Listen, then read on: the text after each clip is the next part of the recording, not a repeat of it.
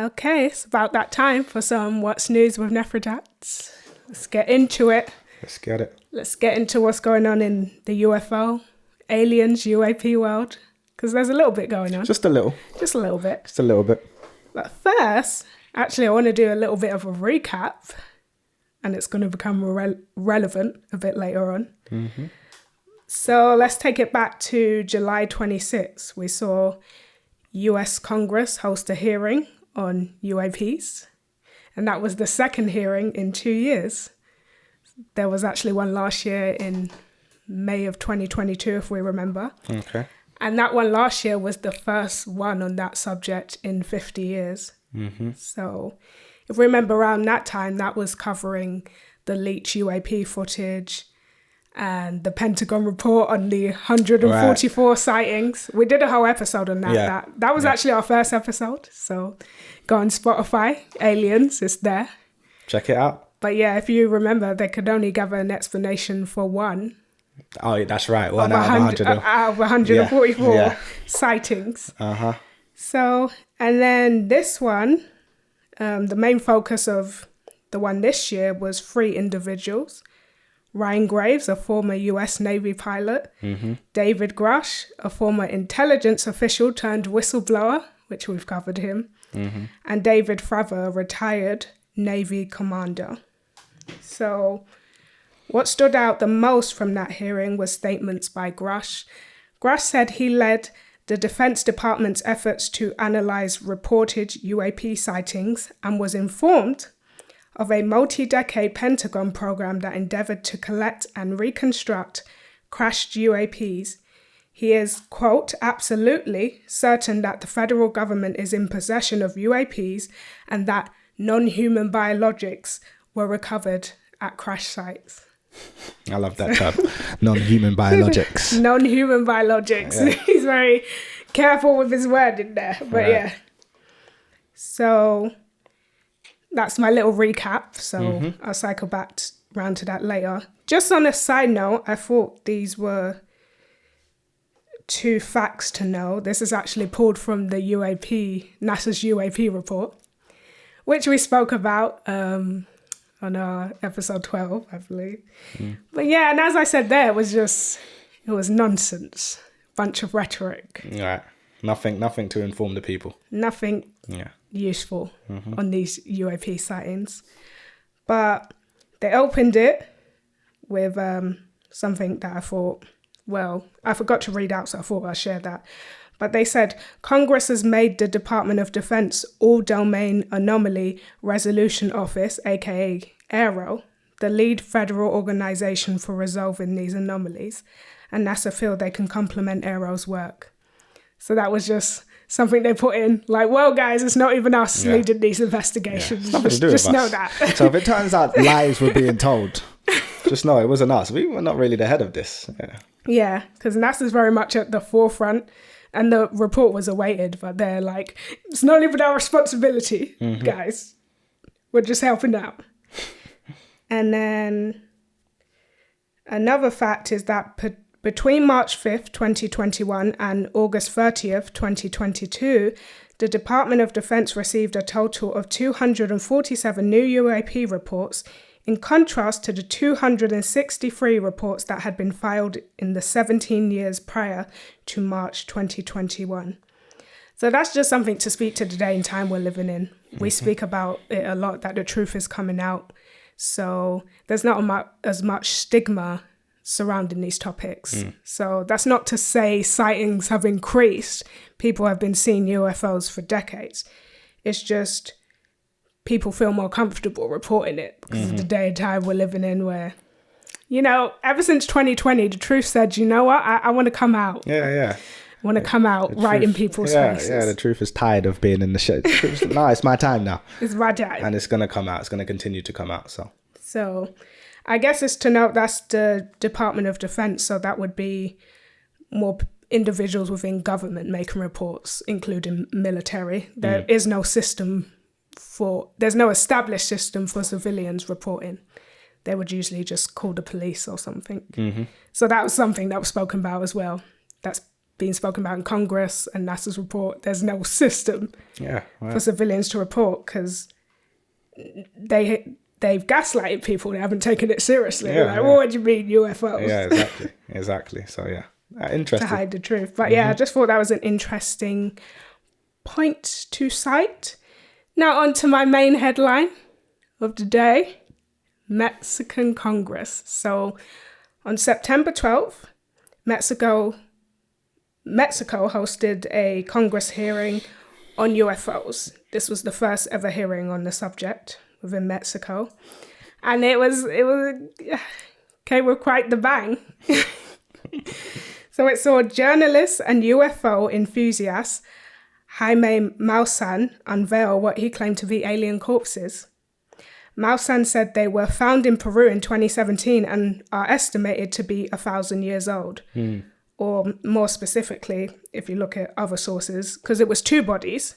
It said one body is 700 years old and the other is 1,800 years old. So, they were dated through carbon dating. And in appearance, they had elongated heads, little bodies, and 3 fingers on each hand. Maussan also testified under oath that over 30% of their DNA is unknown and the specimens are not part of our terrestrial evolution. He also stated they are not beings recovered from a UFO crash. Instead, they were found in diatom mines and later fossilized. Interesting. So Ryan Graves, whom I mentioned earlier, he was also there and he testified at Mexican Congress hearing, but he later distanced himself from the unveiling of these alien bodies, saying in part on Twitter, "Unfortunately, yesterday's demonstration was a huge step backwards for this issue and that he is deeply disappointed by these unsubstantiated stunts." Yeah, by this unsubstantiated stunt. Okay, so he's not having it. He's not having it. He's not having it, but he was there though. Yeah, he was there. He testified. And then later on he was like, nah, okay, interesting. No. Interesting. Ryan Graves is an interesting one, actually. His eyes seem to have seen things. He looks a bit scarred. Stuff when he describes what he's seen. I just thought it was a little bold to call it an unsubstantiated stunt when you don't really know. Plus, he sat right next to David Grush when he said all that stuff about this hidden Pentagon program and non-human biologics being recovered. He ain't had nothing to say about that. No. But it's different when it's not America, right? If you're American, everywhere else. So this display went viral with a mixture of reactions and many trying to cast doubt upon its validity. Some citing Maussan was allegedly debunked in the past with another finding of corpse. Right. And also some saying it just wasn't real. There was also this kind of prank video going around saying it was a cake. And actually a lot of people believe that. I see them in comments like, why are we still talking about this? It was just a cake. Yeah. So, propaganda. Yeah, when things go around the internet fast, you never know what's true, what's not, isn't it? So, there was also uproar in the scientific community with one physicist stating they look way too humanoid. Whatever that means. All right. I even saw Neil deGrasse Tyson talking about, well, they kind of look a bit humanoid, and people talking about why do they look so close to how we've imagined aliens. But it's important to note, innit, that depictions of aliens we see within Hollywood, it's not necessarily imagined, is it? No. Barbara pointed out many years ago that a lot of the depictions we see of the alien creatures in these films, going back decades, came from real beings. And sometimes you have even had incidents where aliens themselves were in control of certain movies and were putting certain images in those movies, if anything, to prepare the humanoid race, just in case they decided to be like, hey, we're here. So yes, that's the image isn't foreign to us because we've been made for it to not be foreign, if that makes sense. We've been given these images over many years. So now there are certain aliens that are familiar, right? If I say the word alien, people picture something in their mind's eye. That's by design. And that design comes from real beings. So yeah. But those aliens that you described sounded like grades, the way you described them. Yeah. Elongated head, 3 fingers, some type of grades. But it's interesting. It's interesting. I remember even you said to me once, who's in the, like, who would imagine certain alien depictions we've seen, like Predator? Predator, come on. Who is sitting in the lab designing Predator? Thinking that up. Nobody's thinking that up. That was and Baba explained, Andromedans. Predator being comes from Andromeda is a real being. No one is designing that being. I don't care what kind of mind you have. You're not designing the Predator face. Yeah. So upon all the doubt, some days later, lab tests were done. Open lab testing was conducted by Dr. Jose de Jesus Salce Benitez, who is the director of the Scientific Institute for Health of the Mexican Navy and a forensic doctor. He invited journalists to the conducted lab testing, and his findings were that the bodies are from single skeletons and were not assembled or manipulated in any way. Interesting Indeed. So on to a couple days later, on September 14th, NASA then released their UAP report and held a media briefing on the subject. So NASA was questioned about the unveiling in Mexico. So this was their response. NASA scientist David Spergel stated his recommendation to the Mexican government would be to make samples available to the world scientific community, and we'll see what's there. I mean, I have to speak on the hypocrisy of the US. Right. I have to speak on the hypocrisy All right, go ahead. Speak of on the it. US. Speak on it. So this is why I read the recap earlier, because we saw in that US Congress hearing on July 26th, David Grush said there's been a multi-decade hidden program where UAPs have been recovered, non-human biologics have been recovered, aka alien bodies. So they haven't made that public to the American people, never mind the world scientific community, if they've recovered biologics. So then to be saying, well, Mexico needs to share this with everyone so we can all test it, is hypocritical. Yeah, well, that's the arrogance of the US, right? Everyone else comes under them in their mind. So generally, that's the persona we see from anyone who tends to come from there. It's just like, yeah, okay. Y'all need to give it to us because we're the authority on this, even though we don't share anything we find. So how could you possibly be the authority? So yeah, that's typical. Yeah. That's typical. They really got to make sure, for American scientists to be saying that, you really got to make sure your own house is clean. Ask your government, right? You come for other people and other countries. Ask your government for the bodies and tell them to make it available to the world. Say that first, and then we'll deal with the Mexico situation. Exactly that. So that's that with Mexico so far. Just another fact to note, last year marked the 75th anniversary of the Roswell UFO incident, which still attracts theories to this day. An extraterrestrial spacecraft is said to have crashed in the desert of New Mexico in 1947, leading to the possible recovery of alien bodies, which theorists claim has been covered up by the American government. So that was an extract out of an article. Yeah, which, as we know, Roswell, important one. On to two more headlines. So on August 24th, this was a headline that came out. Ironically, a NASA scientist. She claims she's absolutely certain alien life exists in our solar system. So that's Dr. Michelle Faller, research scientist at Goddard Space Flight Center, said that she is certain that alien life exists closer to home than we think. She is convinced that the extraterrestrial life we are looking for is on Venus. She added, "I never expected Venus. Venus is now one where we see something in the atmosphere that looks very much like it could be produced by bacteria."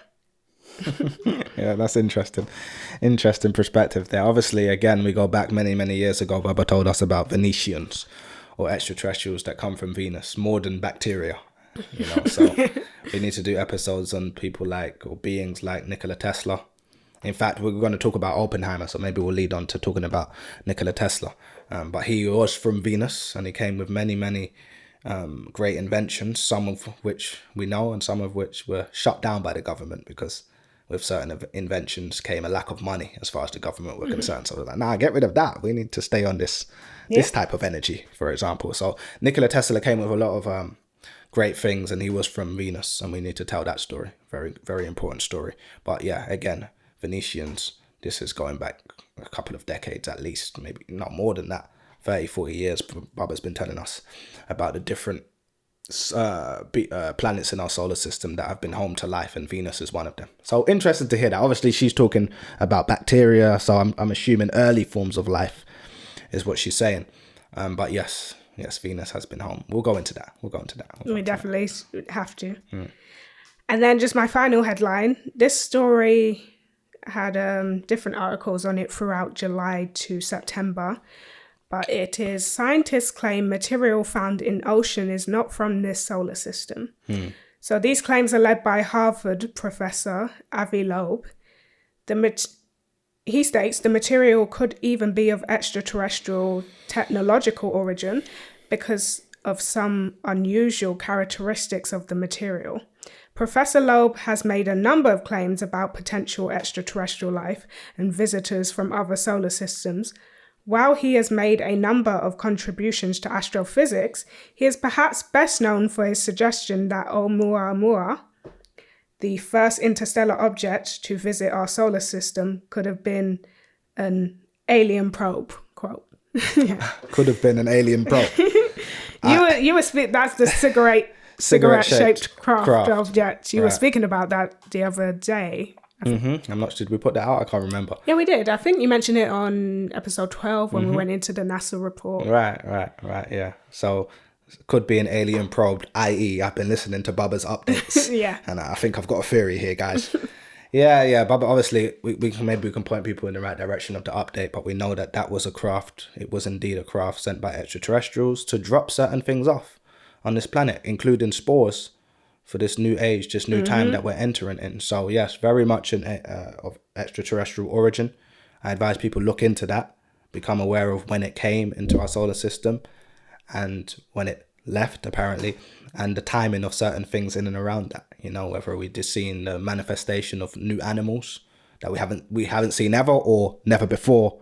We haven't seen ever before, or in many years, at least in many, many decades. So we're seeing the re-emergence of certain animals, and we got to post some of those articles. And also, I saw a picture the other day of some new creature. They were like, what's this? So what Baba explained is that this craft came in, and one of the things it did was drop off spores for the new age as we enter in the new cycle. And it coincided conveniently with the timing of coronavirus as well. So I advise people to look into that particular craft, but they would have had it as an asteroid or a rock or something else. But we knew it was a craft. So, yeah, maybe we can post that update. Yeah, definitely go find that one. This is pertinent. Indeed. But yes, those are my headlines in the UFO arena. Yeah.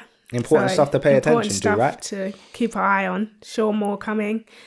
Got there's other stuff going on in the world, so I'll be back soon. More What's News. I'm sure you will. Let them know, because we need to keep their focus. People are too easily distracted. Don't worry about Usher singing to Kiki, okay? There's important things that we need to pay attention to, okay? The world is changing right before our eyes, and we don't want to miss it before it's too late, because it's happening with or without us. So let's shift with the times. But yes, good headlines. I look forward to the next one. Thank you very much.